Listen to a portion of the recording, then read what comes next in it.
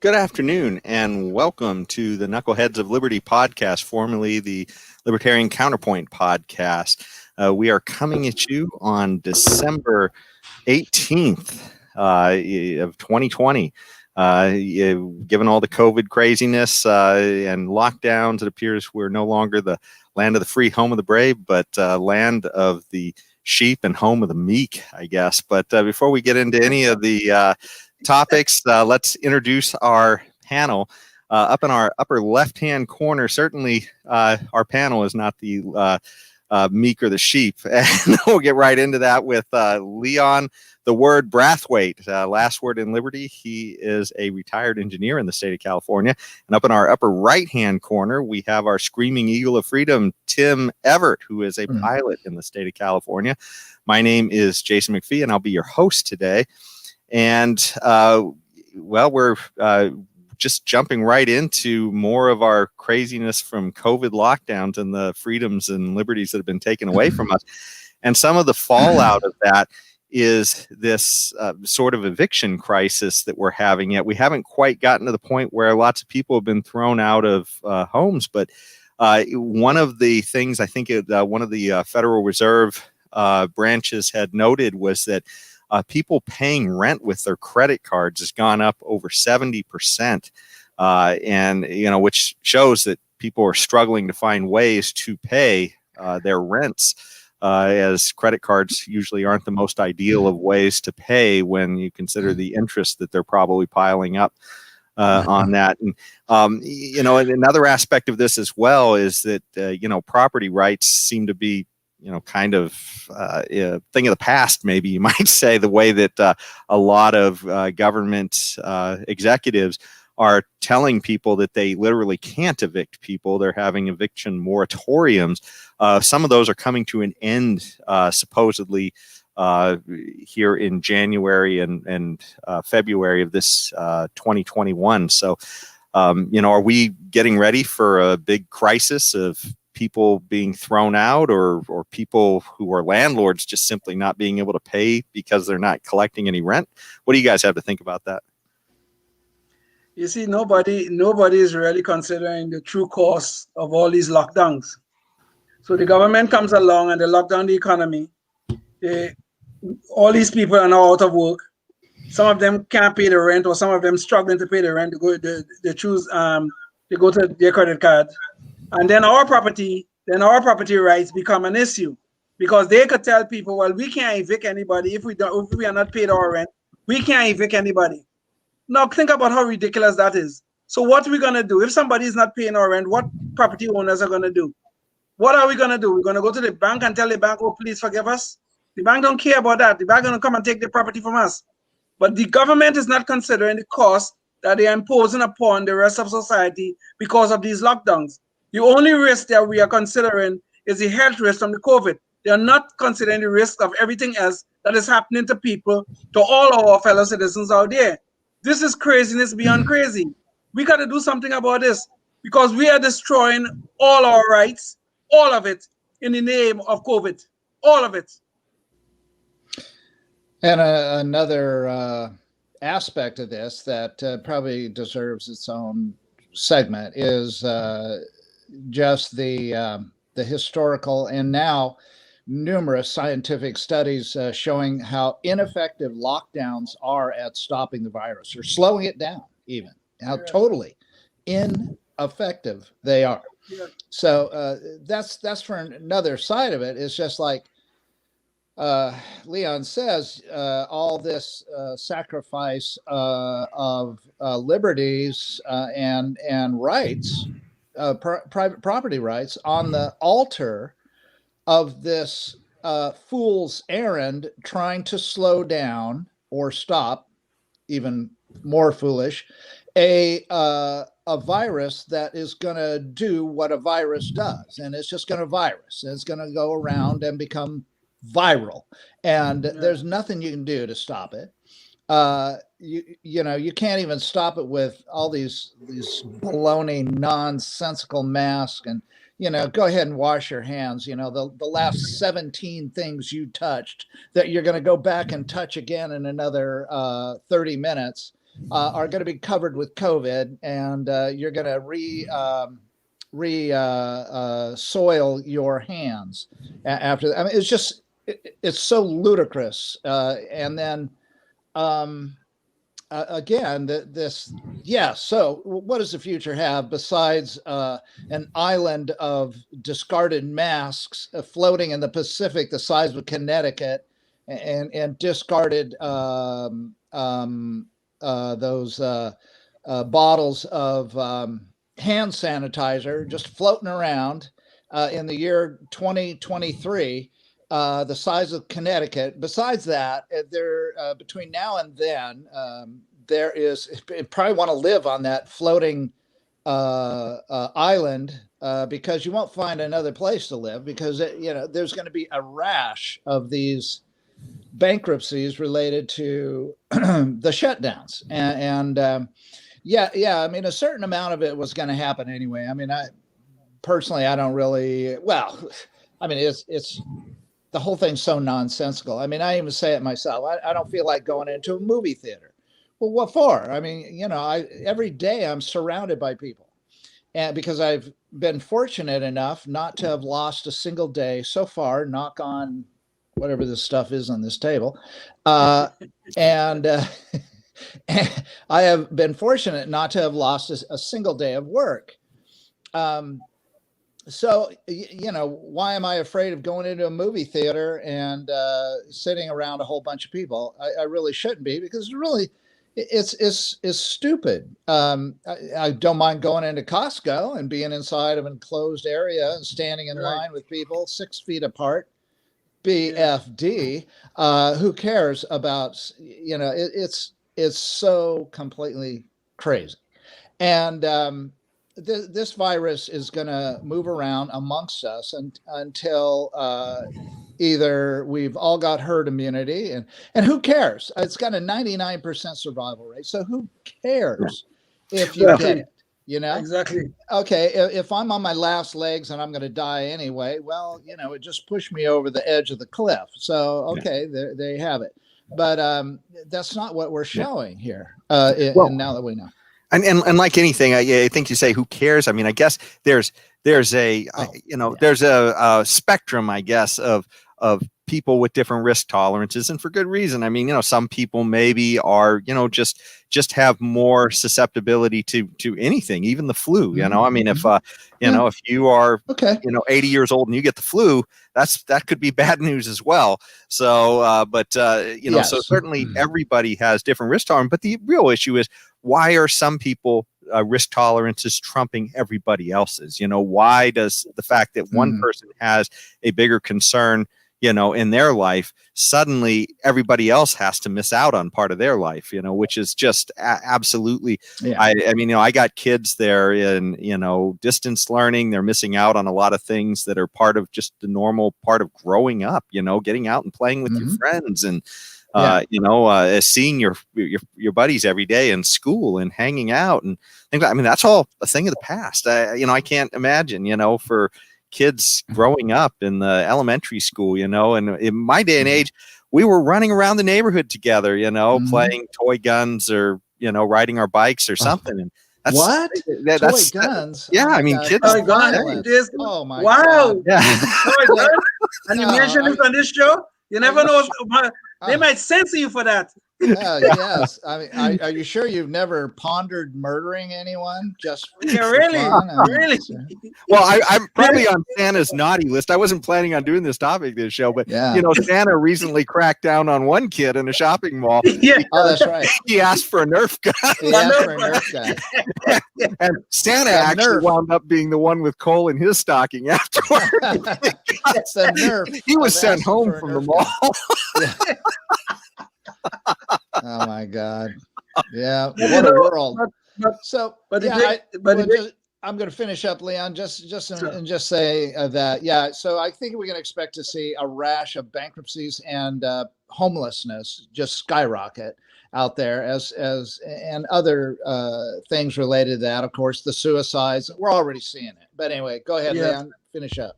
No, I was just going to say the big overarching thing here is that the government at all levels think our liberty our individual liberty is expendable.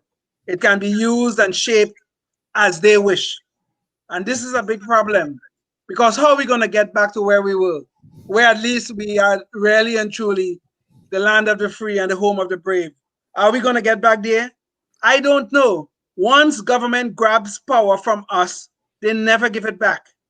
So I don't know how much we're going to lose when we get back to what we're going to call normal. But we're going to lose something. And we got to be careful about this thing that we're doing in the name of COVID. Yeah. Yeah, well, I mean, it's not like the government in the federal government doesn't have precedents about stuff similar to this. So if you were a Japanese person in 1941 and you were incarcerated and forced to give everything up and without a trial, Constitution guarantees everybody that you should be able to face your accusers and have a trial and so on and so forth. But, for a little imagined safety, I don't know how many people were incarcerated without a trial, complete families. I mean, little kids, seriously. And so, I mean, they did that. I mean, you have countless examples throughout history of America. It just comes down to, this all feel good stuff that they, the platitudes that they like to discuss when they're trying to get voted into the throne. As speaking of, people that are, I don't know. Like, I don't know if we're a bunch of Game of Thrones characters or what are we? But well, if we're Game of Thrones characters, I think the politicians see us as the unwashed masses that just get kicked into the mud as they ride by on their horses. Exactly. Yeah. That's the Game of Thrones characters that I attribute myself to. Certainly not an Arya Stark throat-slitting, stabbing Arya as much as I'd like to think I was, or the Hound with the big axe, stuff like that. Our only lines are screaming right before we don't get any other dialogue.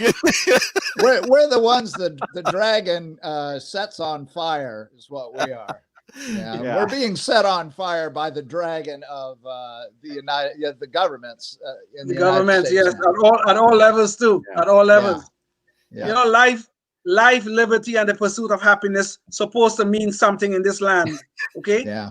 And we can't lose that, because if we lose that, then we have lost everything.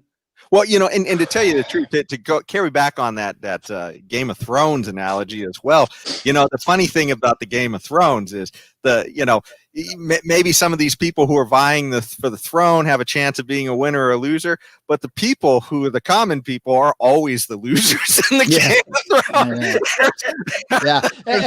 And the kings and the queens and everybody, they're always saying, well, I will do anything for my people. It's like, I love that. And essentially, that's what all leaders do. I mean, they just think that their job is to make, those poor unwashed masses be able to breathe another day. And without them, they wouldn't be able to. Never mind that they're the ones that are making growing the food that they steal, and then they burn it up with the dragons and so on and so on. But never mind all that little gory detail. We can't live without the people on the throne. And that's definitely what's going on now. This guy Newsom. Oh, well, they're trying to recall him right now, and I hope they do. But the only problem is that if they are successful in recalling Newsom, what do you think was going to replace Newsom? Exactly. Somebody else with the same BS. Well, will we be out of the frying pan into the fire? Who knows? Into the fire, exactly. Yeah. Exactly. But I mean, it sends a message that we won't tolerate this kind of nonsense. True. I think it's worthwhile, even if you are correct. The people that are attracted to this kind of throne stuff are the people like in Game of Thrones. They're just a bunch of bloodthirsty, selfish, self-centered, diabolical psychopaths essentially, and narcissists and stuff. Well, it's funny too. Getting on to the, we're kind of going on to a whole new set of topics today than what we planned, but getting on to the recall, like you had mentioned, and the idea that who knows what if Newsom will be replaced as Gray Davis was a decade or so ago. What's that? A couple decades ago now? I can't remember. No, it was about a decade ago. So Schwarzenegger came in after Davis. Okay. Yeah. And so, and as far as, with, Davis, and there was just a whole host of people looking to replace him, and Trump, Schwarzenegger was the one who filled that void. But it comes down to, this idea that somehow there's a good leader, that this guy who's going to ride in, this white knight that we're going to elect, and all things will be good. And I think that's one of the insights that a lot of libertarians get that I think a lot of other people don't get. They think that the system's okay, but it's just that bad guy who got in that made everything, fall apart. But in reality, it's the system that is the problem, because you concentrate all these decisions up at the top, and as we're seeing with COVID, I mean, these aren't even our elected bodies that are making the decisions anymore. Right. This literally executive decisions. They're just simply saying, hey, safety first. Your store's closed, yours is open. You can go to the protest, but you can't open your shop. It's just, you can't go to church, whatever it is. It's whatever their decree is from the top. I can get my hair, you can't get your hair done. As we've seen constantly with these people. But the idea that a white knight will ride in and set everything straight, in reality, it's that concentrated power at the top and all information having to flow through them. It doesn't matter who you put in. They could have good intentions. You're still going to get outcomes that a lot of people are unhappy with. So, well, they always, almost always, I wouldn't say every single time, but almost always, they always start off with this good intentions. And they always talk about how they're fighting for us. Oh, we're fighting for this one. We're fighting for that one. They're always fighting for us, but our lives never get better. Our rights are always destroyed. So that's why whenever you hear a politician says they're fighting for me, I want to throw up. I want to vomit. Yeah. Well, they have their own self-interest, like everybody. Of course they do. Of course they do. Yeah. So we'll have the majority of the legislature. I was just listening to an interview on the one Republican guy and a couple of other guys that are in the super minority, who pushed the lawsuit that was won in the court, one of the Supreme Courts here in California, to limit Newsom with what he was trying to do. Okay, so they won that, and but he was saying that these other legislators in California, they're just abrogating their responsibility by going on vacation. I mean, they're going home. Hey, COVID, I got I can't go to work, right? I can get paid, but I can't go to work. I can get paid. I can get paid big time. Yeah, let Tim Everett go move boxes around in an airplane, and he can go to work, because I sure want my Amazon boxes delivered to my front door. I certainly don't want to have to wait for that. I don't want to have to wait for it to be trucked. I want it flown to my to my front door. So they can't and so they've just abrogated responsibility, and who's willing, ready, and thinks he's able to pick it up is new scum, the scum. One of the pond scum, lower than pond scum, scum sucking, whatever. Okay, I'm done. Stop while I'm. Please, Tim, tell us how you feel. Please tell us how you feel. Well, one thing that's clear is that, from what we've seen, it makes you just want to get up and run away. But one of the things that I found out recently in a new segment that we're going to do called I Didn't Know They Could Do That, and this is, as far as government is concerned, is exit taxes. So apparently, if you're upset and want to get out of here, just say, okay, game's over, I'm done. then, you know, Yeah. I just found out recently there's an exit tax in the United States, and it really only hits people who have over $2 million in assets. But $2 million nowadays, I mean, just owning a home in California, you're already a quarter of the way there, you know, just with that one asset alone. But, you know, as far as, you know, that goes, if you want to leave the United States, you actually have to pay a tax. It's roughly equivalent to about close to 25% of all of your assets, just to have the right to give up your right taxable to be status, subjugated, your right for the shepherd to get behind you and fondle you and do whatever he's going to do to have your way with you as a sheep. To give up that right, you got to pay about 25%. It sounds like you know, it's meant to keep the rich people from leaving, which is something that California has recently looked at experimenting with too, a wealth tax. And coming after people if you try to leave, they're going to come after you as well. You guys have any thoughts on that? Yeah, well, it's that invisible barrier, economic barrier, to fence us all into the land of the free, so that we don't leave, because they don't want us. Especially the more money we have, and the more wealth and income they can tax.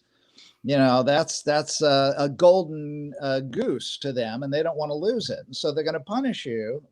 And so, that's not freedom of movement. That's being literally punished for trying to escape the tyranny of this high taxation, so on and so forth. You know, of course, a lot of places you could go to that's even higher. So we won't talk about that. But I would assume that if you were smart enough to want to escape high taxes, you probably go somewhere that the taxes are lower, and there are plenty of those places too. Sure. But no, you can't do it without paying this exit tax. You know, it's like the you know that song, the Hotel California. You could check out anytime you want, but you could never leave. Yeah. That's what this is. Yeah. So if you want to leave, it's fine. You can leave. But the Franchise Tax Board or the IRS, you always get to make sure you can check out, but they can't leave. Okay, you can try. But you can't leave. No, that's right. It is like that. It's exactly like that. Jeez. That's probably if they knew what they were writing about. The Eagles. That was the Eagles, right? Yeah. Let me make sure. It was the Eagles. Yes. Yeah. They would have known. Yeah. That's another thing. I mean, a group, a band. I don't want to get off track here. I'll get on track. I'll start talking about the Eagles. Okay. Well, you know, the Eagles. You know, prophetically, they also had that song "Your Lion Eyes," and they were probably talking about our political leaders as well. I know. But you know, it's funny though, because with this whole notion of voting with your feet, and then government essentially restricting you from voting with your feet by penalizing you from leaving. I mean, we're seeing this internally now quite a bit. You know, a lot of companies trying to leave the New York area, a lot of companies trying to leave the California jurisdiction, and it's a lot of people as well. You know, wealthier individuals taking off. We've talked about it before on our show. We've interviewed a few people who are leaving just because of conditions, but also, you know, I mean, costs and taxes keep going up. I mean, that boob Governor Cuomo was, you know, talking about, come on back and I'll buy you lunch or something. These people are going to cook you dinner. Yeah, they're raising their taxes there. At the same time, he's telling him to come on back for his free lunch. I'm assuming he's going to pay the lunch tab with taxpayer money as well. Yeah. He'll reach into your pocket and tell you that he's paying for it with your wallet. Yeah. Well, anyways, it is just about time in our show for our Knucklehead Noise Patrol.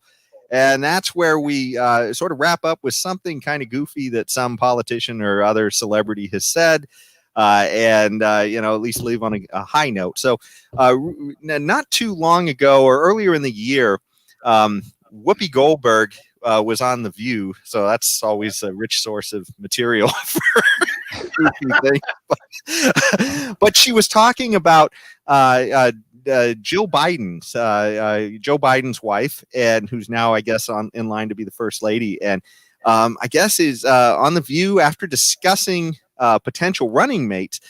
with ABC correspondent John Carl. She said, "I'm hoping Dr. Jill becomes the Surgeon General, his wife, Joe Biden's wife. She would never do it. Yeah, but she's a hell of a doctor. She's an amazing doctor," is what Whoopi said. And he wanted her to be the Surgeon General, but of course, Jill Biden's doctorate is in education. Education. And my only thought in this is, a lot of people, they get their ideas for who they're going to vote for from a lot of this mainstream media stuff. And I mean, when they are so far off the mark that they're telling you that somebody should be the Surgeon General who doesn't even have a doctorate in medicine, who has a doctorate in education, they're telling you what a wonderful doctor they are. So I mean, she didn't even just say, "Hey, I like Joe Biden's wife, she should be appointed to something big." She's actually saying she's a great doctor. I mean, clearly it's just BS. She didn't even know what she had her doctorate in. It's one thing to forget. I'm sorry. It's one thing to forget things that happen. It's a hell of a thing to remember things that never occurred. So Whoopi Goldberg have remembered how amazing Jill Biden is of a doctor. She could remember that even though it never happened. The woman has a degree in education, and if you look at her dissertation, there are mud errors in it. Okay. And you want to tell me she's gonna make this amazing doctor? Wow! Yeah. What amazing! This is unbelievable. Boy, Whoopi, you're really good. I have to give you that. You're good. I wish I could remember that date with Selma Hayek. That's what I want to remember right there. Don't we all? I had a few of those myself, quite frankly. Well, these are the kind of get back to the exit tax. These are the same people that bitch, moan, groan, and complain about how companies are leaving the United States to set up operations there, so that they have some solution to this kind of taxation and stuff like that. So they tax us in all kinds of ways, and then when we try to do legal solutions to alleviate some of that burden, then they're all butthurt. Isn't that horrible that they do that? These are the same kind of people, the people that want a teacher to be the Surgeon General. There we are. Well, on that note, Tim, on exiting and exit taxes, we're at that point of our show where we have to make an exit. Hopefully the government won't throw an extra tax on us for get out of our show right now. You stopped your podcast 1 minute early. Thanks you all for joining us again for this episode. And you can catch more of our episodes on a Libertarian Counterpoint.com or Facebook's Libertarian Counterpoint page. And we will see you at the next one. Thanks so much. Thank you. Bye.